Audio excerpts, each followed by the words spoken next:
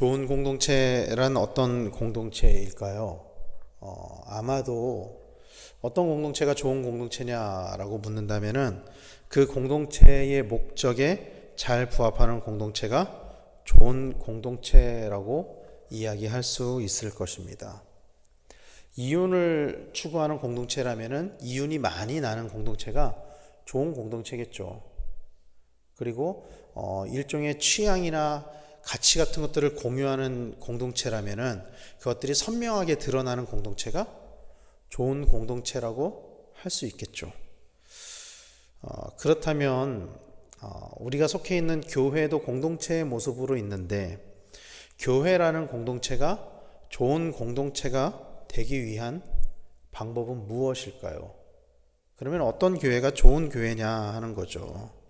교회가 가지고 있는 그 고유의 목적이 잘 이루어지는 공동체가 아마도 좋은 공동체일 것입니다. 그래서 우리는 우리가 공동체로 모인 이 교회가 좋은 공동체가 되기 위해서 사실은 어디서부터 우리가 돌아봐야 되냐면은 교회의 존재 이유, 교회가 왜 있느냐, 교회가 어떤 공동체이냐, 여기서부터 시작을 해야 한다라는 것이죠. 그렇다면 교회의 존재 이유는 무엇입니까? 예수님께서는 베드로에게 교회를 세우도록 하셨잖아요. 왜 예수님께서는 베드로에게 교회를 세우도록 하셨을까요? 교회 이전에도 하나님을 예배하는 장소로서의 기능을 하는 곳은 하나님께서 성막을 주신 이후로 계속 있었어요. 성막이 성전으로 바뀌고 성전이 또 회당으로 바뀌고 그런 공동체로서의 기능, 장소로서의 기능은 계속 있었는데 그렇다면 예수님께서는 왜 베드로에게 교회를 세우라 그렇게 말씀하셨느냐 하는 거죠. 교회의 존재 이유는 오직 영혼 구원에 있습니다. 마태복음 16장 18절에 보면은 예수님께서 이렇게 말씀하세요. 또 내가 내게 이르노니 너는 베드로라. 내가 이 반석 위에 내 교회를 세우리니 음부의 권세가 이기지 못하리라. 예수님께서는 이 교회를 세우는 것에 관해서 뭐라고 말씀하셨냐면은 이 반석 위에 내 교회를 세우겠다. 그렇게 말씀하셨습니다. 그리고 우리가 너무나도 잘 알고 있는 것처럼 여기서 이야기하는 이 반석은 베드로가 예수님께 했던 그 신앙 고백을 이야기를 하는 것이죠. 예수님께서는 베드로의 신앙 고백 위에 교회가 세워져야 한다. 그렇게 이야기를 하고 있습니다. 이것은 교회의 가치를 이야기를 하는 것이죠. 교회라는 것은 예수를 그리스도로 인정하고 고백하는 사람들이 모인 공동체입니다.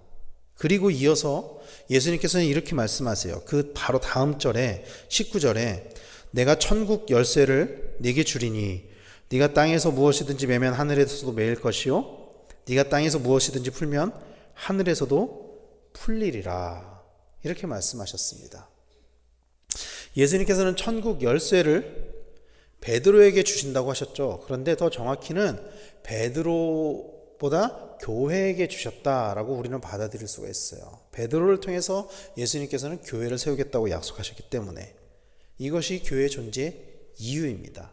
교회의 가치가 예수를 그리스도라고 고백하는 사람들이 모인 것이라면은 교회의 존재 이유는 천국 열쇠, 천국을 여는 그 영혼 구원.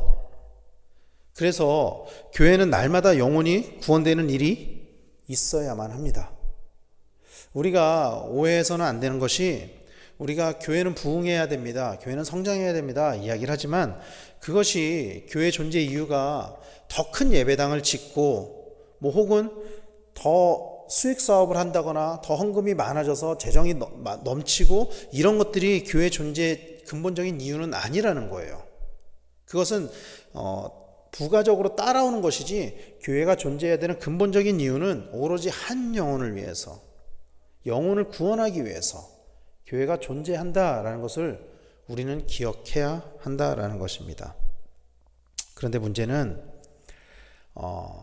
성경에서 이야기하는 교회가 아니라 현실 교회가 얼마나 그 목적에 부합하냐 하는 거죠. 얼마나 많은 교회들이 정말로 영혼 구원을 위해서 존재하고 그 일에 힘을 내고 있느냐 하는 거죠. 이것은 단순히 교회 부흥만을 이야기하는 것은 아니에요. 그러니까 교회가 막 사람이 막 많아지고 단순히 그렇게 일차원적으로 접근해서는 안 된다라는 것이죠.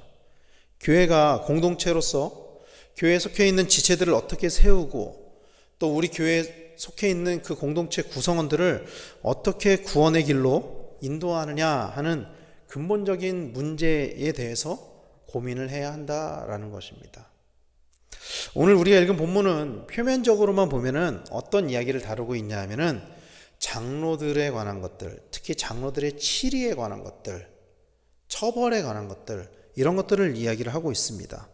특히 이 디모데전서의 말씀을 보면은 아마도 디모데가 그 교회의 다른 지도자들, 평신도 지도자들에 비해서 나이가 어렸던 것 같아요. 연소하지만 교회 지도자로 부름받은 디모데로 하여금 어떻게 장로들을 가르치고 어떻게 장로들을 대해야 하는지를 권면하고 있는 것입니다. 표면적으로 보면 그렇다는 거죠. 적어도. 그리고 그것은 더 넓게 확대를 시키면은 비단 장로들에게만 해당하는 것이 아니라 교회 공동체 안에서 목회자가 성도들에게 또 성도들이 목회자에게 또 성도들끼리 이 공동체 구성원들끼리 어떤 자세로 대해야 하는지를 이야기를 하고 있는 것입니다. 오늘 본문에서 바울은 디모데에게 크게 세 가지를 권면을 하고 있어요. 첫 번째는 잘 다스리는 장로들을 대함에 있어서 존경심을 가져야 한다. 이것을 권면하고 있습니다. 오늘 본문 17절을 우리말 성경으로는 이렇게 이야기를 합니다. 잘 다스리는 장로들은 2배나 존경을 받게 하여라. 특히 설교와 가르치는 일에 수고하는 사람들을 더욱 그렇게 하여라.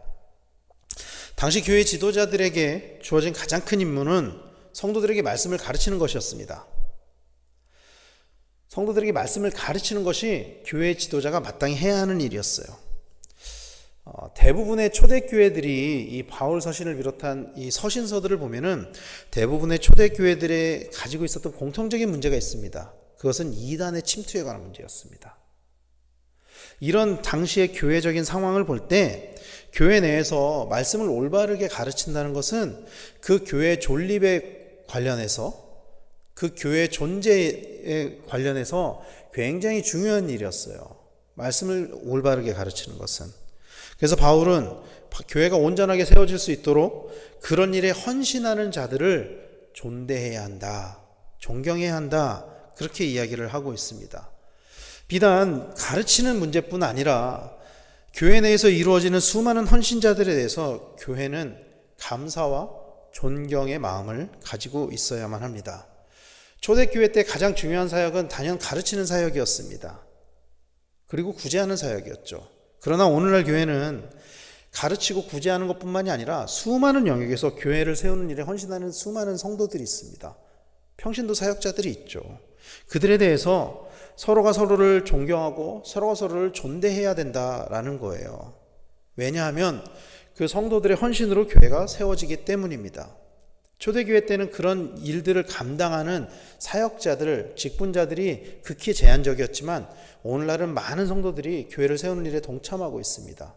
성도가 성도를, 또 목회자가 성도를, 성도가 목회자를 대함에 있어서 서로 존경하고 존대해야 된다. 그것을 바울은 가르치고 있는 것입니다. 두 번째는 장로들을 대함에 있어서 편견이 없이 공평하게 해야 한다. 그렇게 이야기를 하고 있습니다. 오늘 보면 21절 말씀을 우리말 성경으로 이렇게 이야기합니다. 내가 하나님과 그리스도 예수와 택하심을 받은 천사들 앞에서 엄숙히 명령한다. 그대는 이것들을 편견 없이 지키고 아무 일도 불공평하게 처리하지 마라. 이렇게 이야기를 하고 있습니다. 바울은 교회를 다스림에 있어서 편견이 없어야 한다라고 이야기를 하고 있습니다. 사실 이것은 지극히 상식적인 일이죠. 어떤 공동체든지 공평하게 해야 되는 것이 맞는 것이죠. 그러나 바울은 분명하게 편견이 없이 공평하게 해야 한다라고 딱 못 박아서 권면을 하고 있는 거예요. 편견을 뜻하는 원어는 프로크리마토스라는 단어를 가지고 있습니다. 이 편견이 가지고 있는 원어적인 의미는 이런 뜻이에요. 미리 판단하다. 미리 판단하는 것을 이야기하는 것입니다. 겪어보지 않고 경험해보지 않고 미리 판단하는 것을 이야기를 하는 거예요. 또 불공평에 해당하는 원어는 프로스클리신이라는 단어를 가지고 있습니다. 원어적인 의미는 어떤 의미냐면은 저울을 한쪽으로 기울어지게 하다. 이런 뜻을 가지고 있어요. 우리말로 해석을 한다면 편애하다. 이렇게 해석할 수 있겠죠. 교회 내에서 성도들을 대함에 있어서 모든 사람들을 공평하게 대할 것을 권면하고 있습니다. 그런데 여러분, 교회에서 실제로 모든 성도들을 공평하게 대해지게 되나요? 우리가? 목회자들도 그렇고 또 성도들도 그렇고 사실 쉽지 않죠. 이런 일이 실제적으로 잘 이루어지지 않죠. 목회자와 성도 사이에도 그렇고 성도들과 성도들 사이에도 이 관계의 감정이라는 것이 섞이면서 때로는 갈등이 생기기도 하고 때로는 분열이 생기기도 합니다. 사람들이 모인 모든 공동체가 그렇죠, 사실. 그래서 다른 성도들에 관하여 때로는 나와는 달라, 내 마음에 들지 않아, 그래서 미리 판단해버리는 그런 편견을 우리가 가질 때도 있습니다. 실제로 있죠, 그런 일들이. 그러나 바울은 교회는 그래서는 안 된다라고 이야기를 하는 거예요. 우리가 나약한 인간이기 때문에 편견을 가질 때도 있고 때로는 불공평하게 사람을 대할 때도 있지만, 그러나 교회가 지향해야 하는 것은 그런 것이 없어야 하는 쪽으로 지향해야 한다라고 바울은 가르치고 있는 것입니다. 그리고 왜 교회가 그래야 하냐, 왜 편견과 이 불공평이 없어야 하냐? 예수님이 우리를 편견을 가지고 대하지 않으셨기 때문입니다. 예수님이 우리를 그렇게 대하지 않으셨기 때문이에요. 다른 성도들이 나에게 준 감정적인 부정적인 요소, 그런 것들에 비해서 우리가 하나님 앞에서 범죄한 것은 사실 비교할 수 없을 만큼 크죠. 우리가 다른 사람들에게 받은 상처나 그런 감정적인 부정적인 것들, 미워하는 감정들 있을 수 있지만, 그것에 비해서 우리가 하나님 앞에 저질렀던 그 죄악에 대한 대가, 이것은 비교할 수 없을 정도로 우리가 훨씬 더 하나님 앞에 큰 잘못을 저질렀지만, 그러나 그럼에도 불구하고 예수님은 우리 모두를 위해 이 땅에 오셔서 죽으시고 부활하셨다는 것을 믿으시기를 바랍니다. 그리고 이 은혜는 어떤 특정한 한 사람만을 위한 것이 아니라 우리 모두에게 동일하게 주어지는 은혜라는 것을 기억하시기를 바랍니다. 그러므로 우리의 지체 중 그 누구도 편견의 대상이 될 수는 없습니다. 왜냐하면 예수님이 우리를 그렇게 대하셨기 때문에. 사랑하는 성도 여러분, 예수님이 보여주신 그 사랑으로 서로를 대하고 서로를 용납하고 사랑해야 될 줄로 믿으시길 바랍니다. 그것이 주님이 기뻐하시는 공동체인 것입니다. 그리고 세 번째는 교회 안에 유연함이 있어야 된다. 성도를 대함에 있어서 또 자신을 대함에 있어서 유연함이 있어야 된다라고 이야기를 하고 있습니다. 오늘 본문 23절은 이렇게 이야기합니다. 이제부터는 물만 마시지 말고 그대의 위장과 잦은 벽을 생각해 포도주도 조금씩 먹도록 하여라. 이 말씀만 보면 술을 마셔도 되는 것처럼 오해할 수 있죠. 그런데 성경에서는 일관되게 음주에 관해서 부정적으로 이야기를 합니다. 성경에는 여러 곳에서 술 취함 또 독주에 관해서 경고하고 있습니다. 성경에 기록된 독주와 과음의 결과를 일부 나열하면은 이렇게 이야기를 해요. 이 음주와 독주는, 과음은 가난하게 만들고 또 해를 당하게 하며 판단을 그르치게 하고 또 의식을 잃게 하고 화를 당하게 하고 마음을 빼앗기게 하고 병을 얻게 하고 강포하게 하며 눈을 충혈시키며 비척거리게 하며 거만하고 수다스럽게 하며 향락주의에 빠지게 한다라고 성경은 이야기를 하고 있습니다.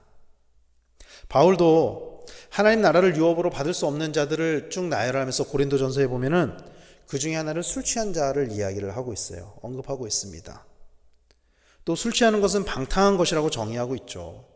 그래서 성경은 일관되게 이 음주에 관해서 부정적으로 이야기를 하고 있습니다.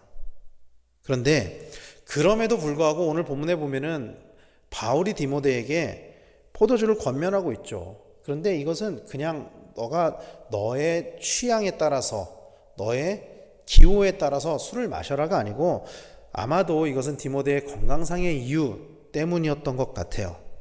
오늘 본문에 보면 아마도 디모데는 위장병 또 다른 질병으로 고생을 하고 있었던 것 같습니다. 그리고 오늘날이야 약이 굉장히 많이 개발이 되어 있지만 당시에는 이 술이 일종의 약으로 쓰여졌던 것 같아요. 사실 당시의 문화만 놓고 보면은 1세기 로마는 굉장히 태폐적이었습니다. 그리고 굉장히 향락의 문화에 젖어 있었죠. 그리고 그 중심이 되는 도시 중에 하나가 에베소였습니다. 에베소는 굉장히 태폐적이고 굉장히 그 향락의 문화가 발달한 곳이었어요. 왜냐하면 에베소는 항구 도시였거든요. 뱃사람들이 잠시 왔다 가는 곳이었기 때문에 그곳에서 자신들의 욕구를 채우고 가는 일들이 굉장히 빈번하게 일어났었습니다. 그래서 그곳에서 신앙을 지키기 위해서는 굉장히 강한 절제력이 필요했습니다. 굉장히 자기를 지키기 위한 그런 절제가 필요했습니다. 그래서 교회에서는 포도주를 마시지 못하게 했었죠. 그러나 바울은 그런 금욕주의적인 생각, 그런 또 행동에 빠지는 것을 경계하고 병을 치료하기 위해서 유연함이 있어야 한다라고 이야기를 하고 있는 것입니다. 1세기 교회가 가지고 있었던 가장 큰 문제는요, 이단과 율법주의였습니다. 1세기 교회를 괴롭히는 가장 큰 문제는 이단과 율법주의였어요. 바울은 특히 구약의 율법에 얽매여 있던 유대인 그리스도인들에게 여러 번에 걸쳐서 율법을 넘어서야 한다라고 복음을 가르쳤습니다. 오늘 본문도 교회가 율법주의에 물들지 않고 하나님이 주신 사랑 안에서 유연하게 교회를 인도해야 한다라는 것을 디모데의 건강을 또 가져와 가지고 이야기를 하고 있는 것이죠. 사랑하는 성도 여러분, 우리는 우리의 공동체가 어떤 모습을 가지고 있는지 돌아보아야만 합니다. 특히 우리의 공동체를 돌아보기 위해서는 다른 사람을 보는 것이 아니라 우리 공동체엔 저 사람이 문제야? 저 사람은 어떻고 저 사람은 어떻고 이것을 바라보는 것이 아니라 공동체 안에서 내가 어떤 모습을 가지고 있는지 그것을 먼저 돌아봐야만 합니다. 때로는 우리로 인해서 나로 인해서 교회가 세워지기도 하지만 때로는 나로 인해서 교회가 넘어질 때도 있습니다.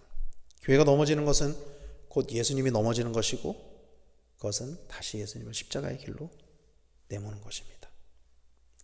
사랑하는 성도 여러분, 우리는 하나님이 만들어주신 공동체 안에서 서로 사랑으로 하나가 되어야만 합니다. 우리 공동체가 하나님이 기뻐하시는 사랑의 공동체가 되기를 소망합니다. 그러기 위해 우리 개인이 자신을 절제하고 겸손하며 온유한 사람으로 예수님을 닮은 사람으로 세워지시는 우리 모두가 되기를 간절히 축원합니다. 그래서 우리 공동체 안에서 하나님 나라를 경험하고 우리의 삶을 통해서 하나님 나라가 비춰지는 우리 모두가 그 축복의 통로가 되기를 간절히 소망합니다. 또 우리 교회를 통해서 많은 사람들이 우리를 향한 예수님의 사랑을 알도록, 그들을 향한 예수님의 사랑을 알도록 우리가 먼저 교회로서 세워지고 우리가 먼저 사랑으로 하나 되는 그런 일들이 우리 공동체 안에 넘치도록 일어나게 되기를 예수님의 이름으로 간절히 축원합니다. 기도하겠습니다.